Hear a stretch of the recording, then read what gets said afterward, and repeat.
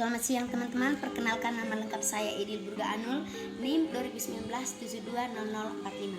Pada kesempatan ini saya akan menjelaskan kembali materi yang sudah kita pelajari bersama-sama mengenai pendidikan inklusi. Jadi, pendidikan inklusi adalah sistem layanan pendidikan yang mengatur agar difabel dapat dilayani di sekolah terdekat, di kelas reguler bersama-sama teman seusianya, tanpa harus dikhususkan kelasnya. Siswa dapat belajar bersama dengan teman-temannya yang aksesibilitas yang mendukung untuk semua siswa tanpa terkecuali difabel. Nah, teman-teman mungkin ada yang bertanya, mengapa harus ada pendidikan inklusi? Nah, alasannya itu tentu sangat jelas. Dengan adanya sekolah inklusi, anak berkebutuhan khusus itu akan mendapatkan pendidikan seperti dengan anak-anak reguler lainnya. Bukan hanya itu, alasan yang lain itu adalah agar hak dan kewajiban yang sama dengan peserta didik reguler lainnya di kelas.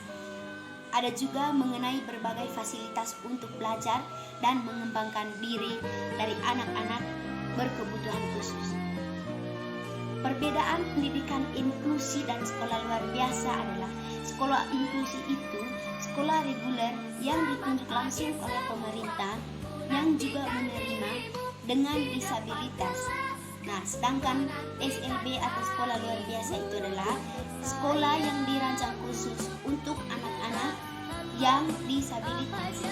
Nah, saya akan jelaskan kembali kalau sekolah inklusi itu adalah untuk semua anak-anak, tetapi di dalamnya terdapat beberapa atau 1-2 orang anak-anak yang berkebutuhan khusus, tetapi digabungkan dalam pembelajaran bersama-sama dengan anak-anak yang lainnya, anak-anak seperti yang lainnya. Sedangkan anak-anak sekolah luar biasa itu adalah anak-anak yang memang notabene-nya anak-anak istimewa, seperti itu. Nah, siapa saja anak inklusi?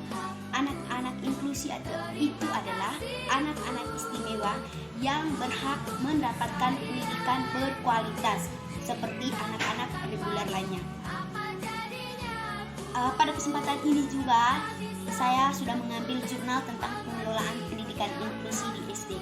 Nah, kemarin saya mengambil jurnalnya itu pengelolaan pendidikan inklusi di Sekolah Dasar Negeri 32 Kota Banda Aceh. Nah, program pendidikan inklusi di Sekolah Dasar SD Negeri 32 Kota Banda Aceh akan berhasil jika didukung oleh sumber daya manusia atau SDM yang profesional di dalam melaksanakan operasional sekolah tersebut. Nah, implementasi dari manajemen pendidikan inklusi ini dapat dilihat dari jumlah siswa berkebutuhan khusus pada tahun ajaran 2019-2020 kemarin yang berjumlah 19 orang. Mempunyai 1 tenaga guru pendamping khusus, kurikulum yang sudah dimodifikasi menurut kebutuhan peserta didik. Kendalanya itu adalah pembiayaan pendidikan, sarana prasarana belum memadai, serta kurangnya tenaga guru pendamping khusus. Nah, yang berikutnya itu cara tepat dalam menangani anak berkebutuhan khusus dan non anak berkebutuhan khusus pada saat praktikum. Kalau dari saya, untuk anak berkebutuhan khusus ditemani oleh pendamping khusus karena pemahaman anak-anak itu berbeda. Misalkan, takutnya kalau misalkan anak yang berkebutuhan khusus tidak didampingi oleh pendamping khusus akan melakukan hal-hal yang seenaknya. Misalkan sering ribut, suka marah-marah, memukul temannya, otomatis itu bisa menjadi masalah buat anak-anak yang lainnya. Jadi otomatis anak berkebutuhan khusus itu harus didampingi dengan pendamping khususnya. Nah, seperti itu. Yang berikutnya itu, jika saya sebagai guru GPK atau guru pendamping khusus, saya akan selalu memahami apa yang menjadi kendala bagi anak yang berkebutuhan khusus. Misalnya, anak-anak yang berkebutuhan khusus sering marah, anak-anak yang berkebutuhan khusus sering memukul temannya, anak-anak yang berkebutuhan khusus tidak mengerjakan tugas yang diberikan oleh saya sebagai guru pendamping khusus. Saya akan selalu memahami keadaan dan perilaku dari anak-anak berkebutuhan khusus. Seperti itu. Yang berikutnya, jika saya menjadi guru sekolah dasar, yang saya lakukan adalah mengenai pembelajarannya. Tentu saya akan mengikuti kurikulum dari Kemendikbud yang telah ditetapkan.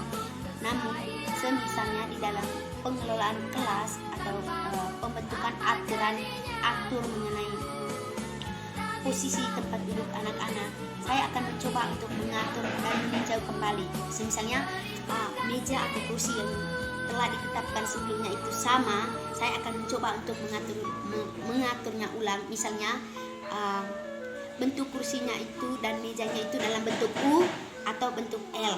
Otomatis ketika saya mengubah pola bentuk duduk kursi dan meja anak-anak di dalam kelas, bisa membuat anak-anak lebih bahagia, lebih bisa menyuarakan segala pendapat yang ingin dia suarakan.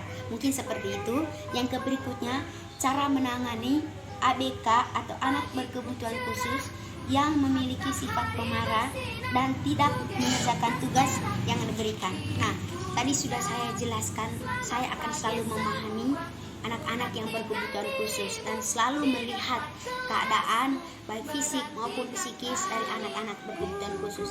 Nah, yang lainnya itu adalah selalu mendekatkan diri saya terhadap orang tua mereka, karena bisa saja masalah yang terjadi pada anak-anak di rumah itu bisa berpengaruh terhadap pendidikannya di sekolah. Nah, selain itu, saya akan mendekatkan diri saya terhadap mereka, kira-kira apa yang menjadi permasalahan sehingga anak-anak tersebut selalu marah, atau mungkin anak-anak tersebut tidak mengerjakan tugas yang telah saya berikan.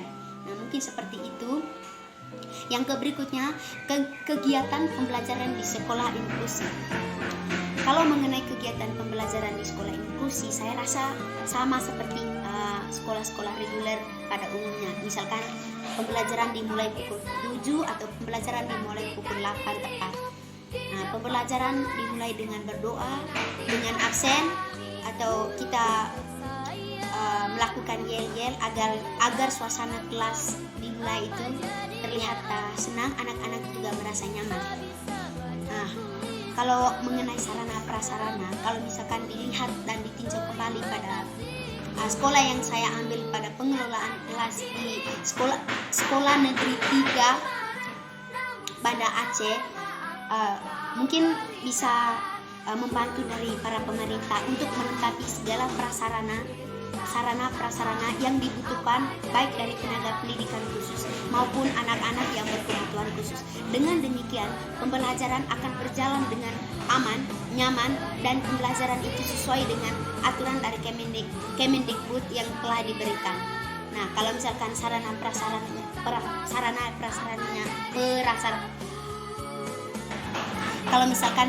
prasarananya mungkin bisa meninjau kembali agar semuanya terlihat sempurna. Kalau misalkan dalam sekolah inklusi itu tidak memiliki papan tulis, seharusnya dilengkapi dengan papan tulis seperti sekolah-sekolah reguler pada umumnya. Nah, teman-teman, itulah materi pendidikan inklusi yang saya jelaskan. Semoga apa yang saya jelaskan tadi bisa bermanfaat bagi saya, bagi teman-teman yang menonton video ini juga. Sekian, semoga bermanfaat. Pagiku cerah.